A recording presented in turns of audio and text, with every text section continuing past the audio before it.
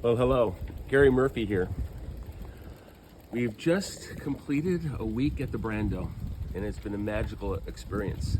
As many of you know, I stepped down from my position as at AMA Waterways, still very much a partner, but this has allowed me to take a vacation with my beautiful wife for the first time in, pre-COVID. But here we're at the Brando, a magical, magical place.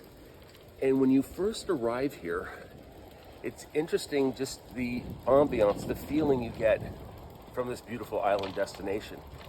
And it's not until you really take the green tour that you have an understanding of how this place, how the concept came to fruition to create this magical balance.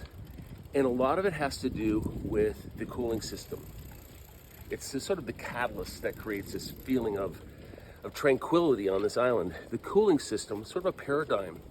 Number one use of electricity of hotels in these Pacific Islands, or many parts of the world, is air conditioning.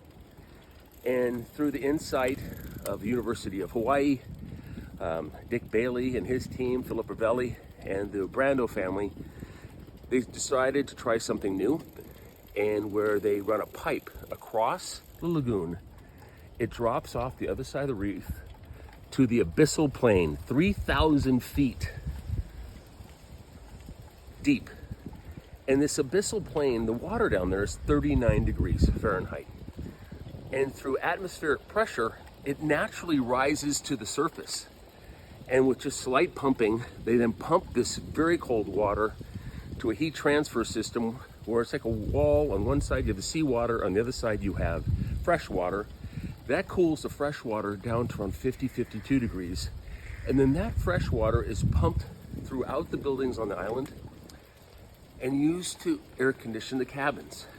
So there is no compressor. There's no compressor to compress the gas that normal air conditioning systems use.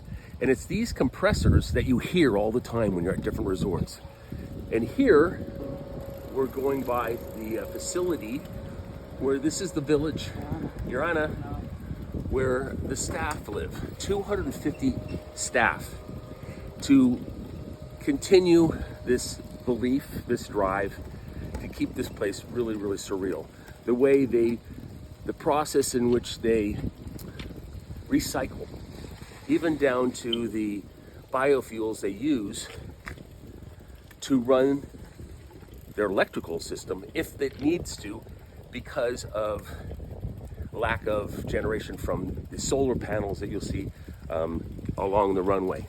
But back to this cooling system. This cooling system now cools the entire island, and then the staff here, the 250 staff taking care of this beautiful atoll of Tetiaroa, atoll owned by the Brando family, built this property, and there's a village here, a community that you get the sense, just like you do when you're on an AMA cruise, because these people are together on an island in the middle of the ocean, like being on a river ship with AMA, they developed a family relationship, and their smiles are sincere. There's no perfunctory task to it. They just make you feel so, so welcome. And the details in which they service you or treat you. If you can imagine, I brought some books, my wife brought some books. I have a bad habit of either folding the pages or turning the book flat on its face. Well, we came back one day and all our books had bookmarkers. It's just those little tiny traits. My wife is wearing a lei given to us by one of the people living on the island, a young woman. We see her playing her mandolin in the mornings. She works at the reception desk. Last night, she was one of the Tahitian dancers, and she just gave us these two leis she made personally. The dance troupe last night was made up of not everybody, but different people that live and work on the island. All I can say is, it's a beautiful, beautiful experience. If you have clients that are looking to re-spark a relationship, celebrate a honeymoon, it's probably the most beautiful island destination hotel my wife have ever stayed at, with an ambiance that allows you to reflect on life itself and the beauties that are available to us. And if we nurture the environment as they do on this island, it brings a tranquility, it brings a balance. Dick Bailey, his team, the Beachcomber team, have done a phenomenal job, and hopefully they'll be able to replicate this system where we are on one of the islands on Tetiaroa, but the other ones are really being protected by the people on this island. We can't go ashore on those islands.